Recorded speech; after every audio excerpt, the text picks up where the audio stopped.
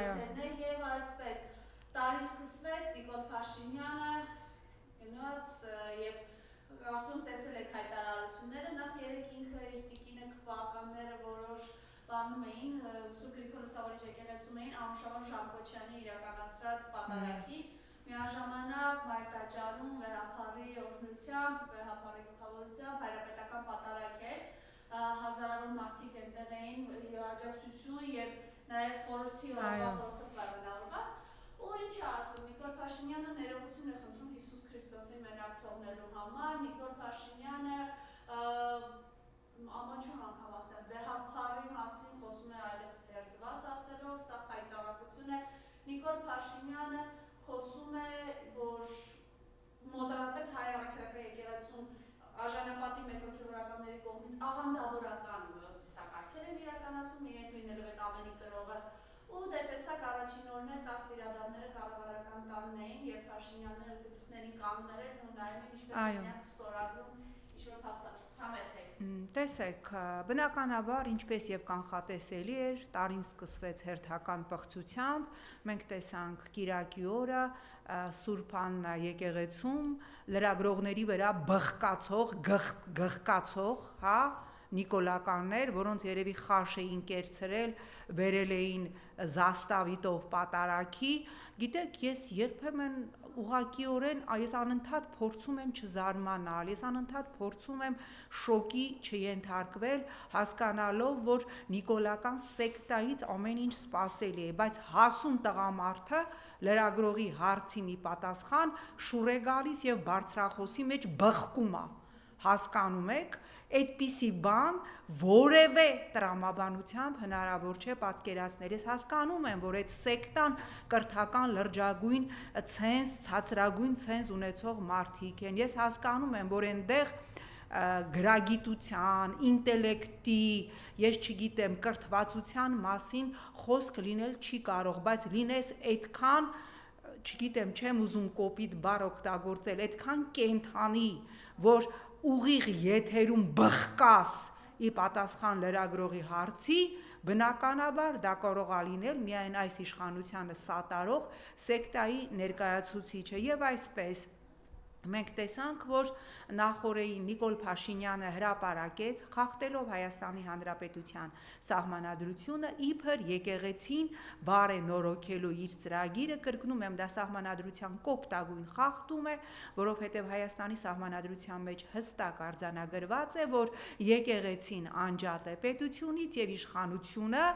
երկիրը ղեկավարող կուտոկը, ով էլ որ լինի, իրավունք չունի խառնվելու եկեղեցու ինքնավար գործերի մեջ, բայց զարմանալ, որ այս իշխանությունը հերթական անգամ քացուտակ է տալիս Հայաստանի Հանրապետության սահմանադրությունը պետք չէ, մենք ընդամենը պիտի ոչ թե հերթական անգամ post factum հետահայաց արձագանքենք իշխանության քայլերին, այլ փորձենք պաշտպանել մեր եկեղեցին, ինչու, որովհետև սա համաշխարհային process է, մենք տեսնում ենք, որ արևմուտքը տոտալ ուրեմն պատերազմ է հայտարարել ուղղափառությանը եւ մենք տեսնում ենք, որ այս նույն կռիվը եկեղեցիների դեմ տեղի է ունեցել Վրաստանում, տեղի է ունեցել Մոլդովայում, տեղի է ունեցել եւ շարունակում է տեղի ունենալ Ուկրաինայում եւ հիմա էլ տեղի է ունենում Հայաստանում 18 թվականից, երբ որ հերձվածողների մի խումբ հիշում ենք, չէ, մեկն էլ սենց ինչ որ այդ հերձվածողներից բարձրացել էր նոր Հայաստան, նոր հայրապետ սրբապիղծ այդ շարժման անդամներից մեկը բարձրացել էր գմբեթի վրա եկեղեցու, այնտեղից փորձում էր պոկել խաչը եւ ինչ որ մի երկաթե վարդ տեղադրել այնտեղ, սա կոնկրետ Նիկոլի անձնական պայքարը չէ եկեղեցու դեմ, սա այս իշխանությանը թելադրված պայքար է եւ այստեղ ես նորից դիմում եմ վեհապարին եւ ակնկալում եմ, որ 10 հերձվածողները, 10 եպիսկոպոսները, որոնք միացել են այս հերձվածողական շարժմանը եւ դարձել են այս շարժման բոլտերը, շուրուփները, նրանք պիտի կարգալույծ արվեն։ Ինչու միջև հիմա կարգալույծ արված չի Կճոյանն Company-ն, այնտեղ տարբեր բոտեքս արած սրբազաններ, տարբեր կասկածելի կրիմինալ պատմություններով հանրահռչակված սրբազաններ, թեմերի առաջնորդներ, տարբեր կճոյաններ, որոնց վրա մշտապես առաջի քար նետողը եղել է լրագրող, այնուհետև падգամավոր, այնուհետև վարչապետ Նիկոլ Փաշինյանը, վեհափար։ Մեզ համար հասկանալի չէ, բայց ես ուզում եմ նաև արձանագրել, որ Սուրբ Ծննդյան տոնից առաջ կաթոլիկ եւ առաքելական եկեղեցու աշխարհում կաթոլիկ եւ առաքելական եկեղեցու 15 բարձրաստիճան հոգևորականներ, նրանց մեջ Նյու Յորքի arczepiskopos Թիմոթի Դոլանը բաց նամակով պաշտոնապես դիմել են Հռոմի Պապին։ Ես այս ուղերձը շատ կարևոր եմ համարում, որի տակ կրկնում եմ ստորագրել են աշխարհի կաթոլիկ եւ առաքելական եկեղեցու ազդեցիկ հոգևորականներ եւ Հռոմի Պապից խնդրել են միջնորդել, որպիսի անհապաղ ազատ արձակվեն Բաքվում պահվող 23 ռազմագերիները եւ շատ կարեւոր է, որ թե Թիմոթի Դոլանը, ինչպես նշեցի, աշխարհի ուրեմն կաթոլիկ հոգևոր բարձրաստիճան հոգևորականներից մեկը, ինչպես մյուս 15 հոգևորականները իրենց ուղերձում, իրենց նամակում ուղված Հռոմի Պապին մանրամասն նշել են, թե ինչ դաժան վերաբերմունքի եւ ինչ վանդալիզմի է արժանանում քրիստոնեական հավատը, քրիստոնեական կոթողները Ադրբեջանում եւ անհապաղ պահանջել են Հռոմի Պապին բարձրացնել իր ձայնը, որպիսի 23 ռազմագերիները ազատ արձակվեն եւ ամփոփել են իրենց նամակը հետեւյալ պարբերությամբ, ճանաչելով Հռոմի Պապին, մենք գիտենք, որ ինքը շատ դեպքերում կարող է այս մասին չբարձրաձայնել, բայց իմանալով իր աշխատավոճը, մենք գիտենք, որ նա անպայմանորեն այս խնդրին անդրադառնալու է։ Հուսանք, որ այդպես կլինի, որովհետև լսելով Ալիևի տարեմուտյան ամանորյան ասուլիսը, ես բացարձակ որևէ լավատեսություն չունեմ, որ եթե այդ բռնապետի վրա չլինի լրջագույն աշխարհաքաղաքական ճնշում, չլինի լրջագույն արտաքին ճնշում, թե խոշոր տերությունների ղեկավարների, թե Հռոմի Պապի, թե նույն Թրամփի, թե նույն Ռուսաստանի նախագահի, Ալիևը որևէ ռազմագերի եւ առաջին հերթին Արցախի քաղաքական էլիտային չի ազատելու։ Սա այս մասով ուզում եմ անդրադառնալ, քանի որ խոսեցինք Ալիևից, ես կարծում եմ այս նախատոնական Այո, ուզում եմ անդրադառնալ նաև Ալիևի տարեվերջյան ամփոփիչ ասուլիսին, որտեղ Ալիևը մի քանի վտանգավոր հայտարարություններ է արել եւ այսպես բոլոր նրանք, ովքեր իրանց զբերը, երախները բաց սենց խաղաղություն բառը ծամելով սպասում են, որ հեսա Ալիևը իրենց բերելու է խաղաղություն, հիմա կարդա մի քանի մեջբերում անեմ Ալիևի տարեվերջյան ասուլիսից եւ այսպես Ալիևը հայտարարում է, որ Հայաստանի սահմանները, այսինքն մեր Հայաստանի երրորդ հանրապետության սուվերեն սահմանները դեռևս հստակ չեն եւ ինչ է ասում Ալիևը, Հայաստանի հանրապետության սահմանները հստակ չեն լինի այնքան ժամանակ, միջև մենք այդ սահմանները չճանաչենք, այստեղից խաղաղության հոտ գալիս է, մի հատ վերցրեք այդ ասուլիսը ու այդ ասուլիսից հոտ քաշեք, տեսեք այդ ասուլիսից խաղաղության հոտ գալիս է, հարցին արդյոք Հայաստանի հետ պատերազմի էջը փակված է, Ալիևը ինչ որ ընդհանուր տեսական դատողություններ անում, գովում է Նիկոլ Փաշինյանի իրական Հայաստանի կոնցեպտը, բայց եւ ասում է ոչ մի բան, ինչ վերաբերում է նոր պատերազմին, ոչ մի բան բացառել հնարավոր չի։ Նորից հոտ քաշեք, սենց բռնեք Ալիևի ասուլիսը հոտ քաշեք, տեսեք այդտեղից խաղաղության հոտ գալիս է, թե չէ, եւ երրորդ, ասում անկախ նրանից, թե Հայաստանը ինչ կդնի այդ միջանցքի անունը, կդնի, ինչպես մեր ընդդիմադիր գործիչներից մեկն էր առաջարկում, Մելանիա Թրամփի կրծկալի անունով, թե ինչ կդնի, դա իրականում Զանգեզուրի միջանցք է իր իրավական բոլոր ատրիբուտիկաներով, այնպես որ ովքեր այսպես անհամբեր սպասում են խաղաղության, թող նորից նայեն Ալիևի տարեմության ասուլիսը եւ ոչ միայն նայեք Ալիևի ասուլիսը, որտեղից խաղաղության հոտ չի գալիս, այլև լսեք Արարատ Միրզոյանին, ով ընդամենը վերջերս հայտարարեց ըստ էության, որ Հայաստանի եւ Ադրբեջանի պատկերացումները նորից բաժանվել են խաղաղության պայմանագրի շուրջ եւ ինչպես ասել է Արարատ Միրզոյանը, Ադրբեջանն ունի իր պատկերացումները խաղաղության պայմանագրի հետ կապված, որը մենք չենք կիսում, նկատի ունենալով Հայաստանի Հանրապետության սահմանադրությունը, այսինքն հիշում ենք, որ Ադրբեջանի արտաքին գործերի նախարարը հայտարարեց, որ չի կնքվելու վերջնական տեքստը խաղաղության պայմանագրի, միջև Հայաստանը չփոխի իր սահմանադրությունը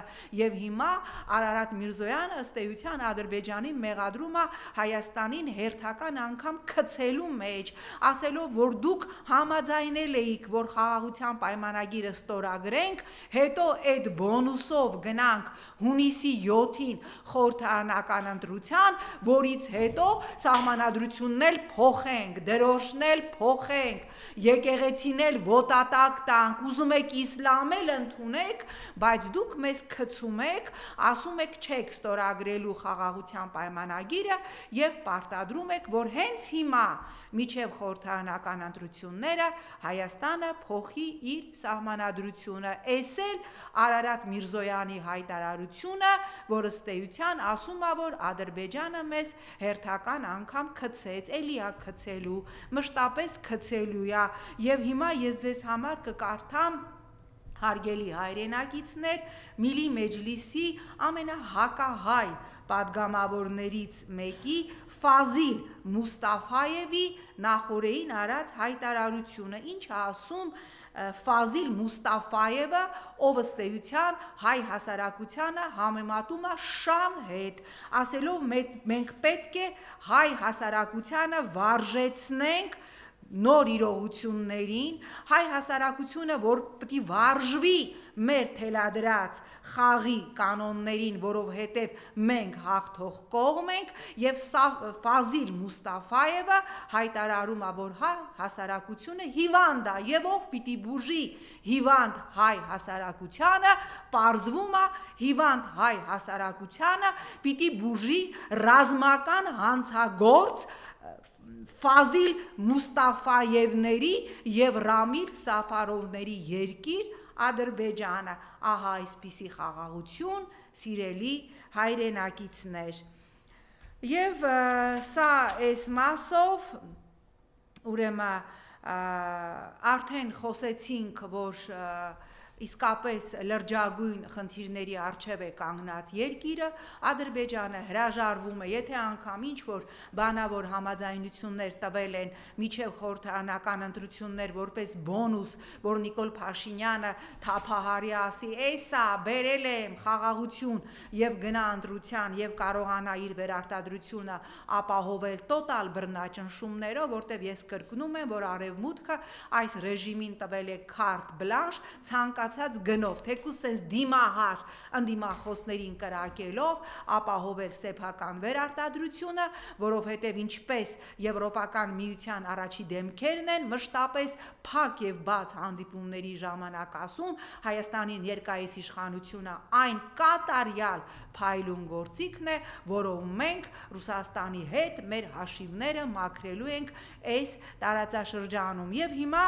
ուզում եմ անդրադառնալ ընդդիմությանը, ես, այո,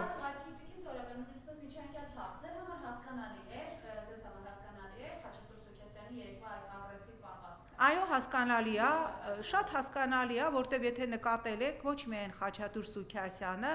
այլև ԿՊ բազմաթիվ ներկայացուցիչներ ուղղակիորեն ափերից դուրս են գալիս, երբ որ լրագրողները նրանց տալիս են շատ պարզ, շատ ընկալելի, շատ ընդունելի հարց. դուք նորմալ եք համարում եկեղեցու դեմ այս հարձակումները, կամ դուք նորմալ եք համարում շարունակ կզել Ադրբեջանի առջև, եւ քանի որ թե Խաչատուր Սուքիասյանը, ես վստահ եմ, թե բազմաթիվ ԿՊ-ականներ շատ լավ հասկանում են, որ այն ինչ անում է Նիկոլ Փաշինյանը, դա ոչ միայն նորմալ չէ, այլ դա նաեւ հակա քրիստոնեական է, այլ դա նաեւ Աստծո դեմ է, այլ դա նաեւ հակապետական է, այլ դա նաև Հայաստանի շահերի դեմ է, բայց այդքան դուխ չունեն, որովհետև իրենց համար իրենց բիզնեսները շատ ավելի կարևոր է, քան հայրենիքը, շատ ավելի կարևոր է, քան հավատը, շատ ավելի կարևոր է, քան իրենց երեխաների կնունքի խաչը,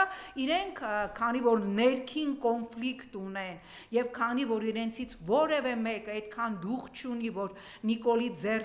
ձեռքը բռնի եւ ասի ստոպ Նիկոլ, դրա համար մենք տեսնում ենք նման հիստերիկ եւ նման անկառավարելի պահվածք, եթե դու հասկանում ես, որ դու մասնակցում ես սրբապիղծ մի երթի, եթե դու հասկանում ես, որ ինչ որ ասում է Նիկոլը, որ ինքը եկել է Քրիստոսին օգնելու, մեղա, սա սրբապղծություն է, մի հատ դուք էլ կողքի սենյակում խաչակնքեք երեխեք, բայց այդքան դուխ չունեք, այդքան տղամարդկություն չունեք, այդքան արժանապատվություն չունեք, բռնելու այդ մարդու ձեռը, միգուցե իրապես Նիկոլ Փաշինյանը նաև օգնության կարիք ունի, որ ինչ որ մեկը իրան ասի ստոպ Նիկոլ, բայց քանի որ այդ ստոպ Նիկոլ ասողը չկա եւ դուք ստիպված մասնակցում եք մի պղծության, որի համար պատժվելու եք դեռ սկզբից Աստծուց, հետո իրավական հարթության մեջ, դրա համար իրանք այդպես անադեկվատ, այդպես հիստերոիդ պահվածք են ցուցաբերում, ինչպես մենք տեսանք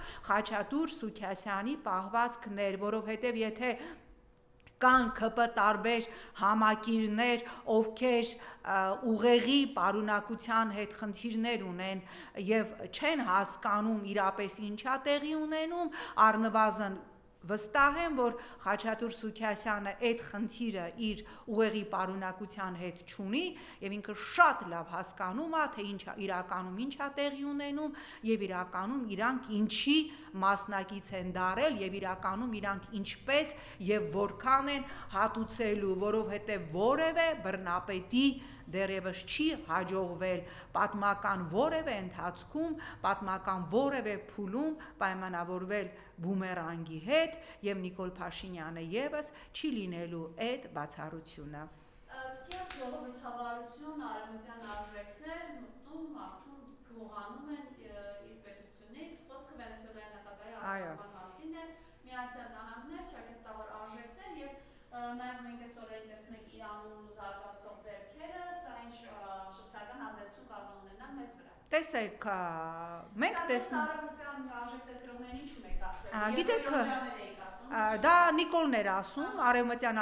եվրոկառույցներին Նիկոլը անվանում էր եվրոյոնջաներ, ինչի հետ ես իդեպ միանշանակ համաձայն եմ, ինչ արևմտյան արժեքներ, ինչ եվրոպական արժեքներ, ինչ մարդու իրավունք, երբ որ մտնում են սեփական երկրի նստավայրից Վենեսուելայի նախագահին են գողանում եւ ավելին արևմուտքը սպառնում է, որ հաջորդը կարող է լինել Իրանը եւ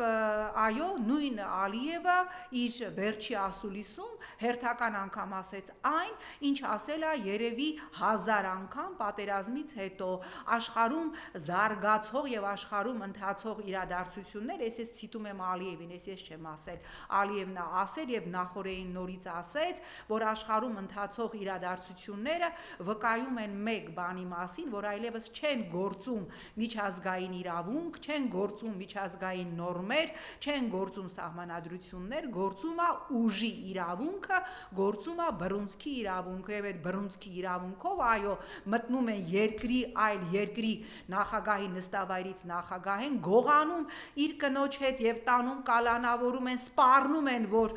ուզենանք որ երկրի ներսում կգողանանք այնպես որ եկեք մենք չապավինենք միջազգային իրավունքին եկեք մենք մոռանանք Նիկոլի ասած եվրո յոնջաներին որտեղ մենք տեսանք այս տարիների ընթացքում պատերազմից առաջ եւ պատերազմից հատկապես հետո եւ նաեւ հիմա երբ ամեն օր ոտնահարվում է մարդու իրավունքը երբ բերդերը լցված են քաղաքական կալանավորներով այսօր մենք 4 սրբազան ունենք թեմի 4 առաջնորդ ովքեր կալանավորված են Մասիսի քաղաքապետը կալանավորված է հայտնի չէ ինչի համար նոր տարուց ժամեր առաջ կալանավորվում է հայրենիք կուսակցության գլխավոր քարտուղար Խաչիկ Գալստյանը բռնվեք չընկնեք հակակոռուպցիոն գործով ինչ որ կաշառքի համար ես երկար աշխատել եմ Խաչիկ Գալստյանի հետ երբ որ երկուսս էլ ժամանակին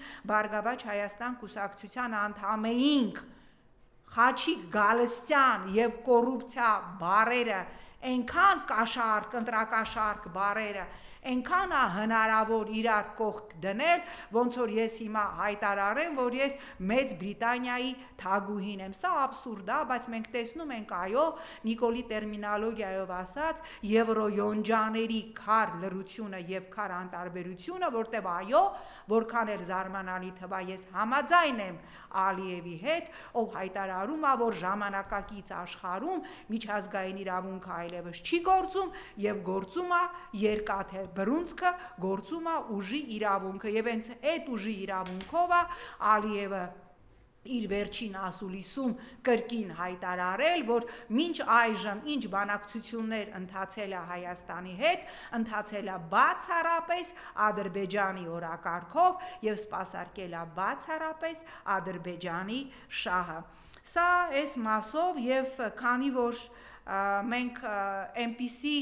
թոհուբոհի մեջ ենք քաղաքական, որ սոցիալական խնդիրները շատ հաճախ մղվում է երկրորդ պլան, ես մի կարևոր խնդրի մասին եմ ուզում ահազանգել եւ ուզում եմ այդ մասին պաշտոնական պարզաբանում ստանալ պատկան մարմիններից։ Ես չեմ խոսում խայտարակ գնաճի մասին, ես չեմ խոսում, որ մտնում ենք սուպերմարկետներ եւ նայում ենք օրինակ կաթնամթերքը ընտերյանական հուշի քայլերով, օրական 30, 40, 50, 60 դրամ թթվասեր, մածուն, կաթ այսպես թանկանում են։ Ես ուզում եմ շատ ավելի վտանգավոր բանի մասին խոսել։ Լրատվամիջոցները բացահայտեցին, ինչի մասին իդեպ խոսեց հենց ինքը Նիկոլը կառավարության նիստում, որ Իրանից հսկայական տոննաներով, հսկայական քանակությամբ, ուրեմն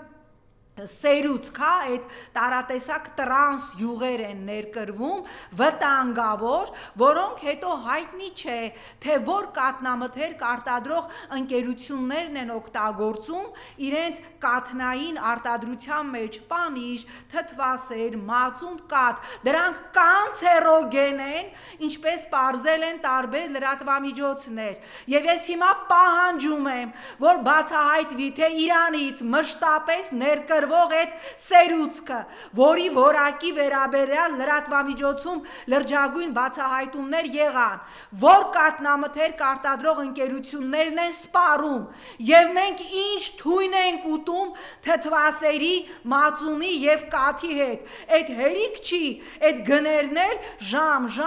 րոպե բարձրացնում եք, Նիկոլ, որ կառավարության նիստում խոսեցիր Իրանից ներկրվող այդ տոննաներով սերուցքի մասին, սննդի անվտանգության տեսչություն, այդ որ հսկայական աշխատավարձեր ստանում եք, բա չեք պարզել, այդ սերուցքը Իրանից ներկրվող, այդ տրանս յուղերը, որոնց մեջ կոնցերոգեն, տրանս յուղը ինչ է, կոնցերոգենի հիմքն է ինքը,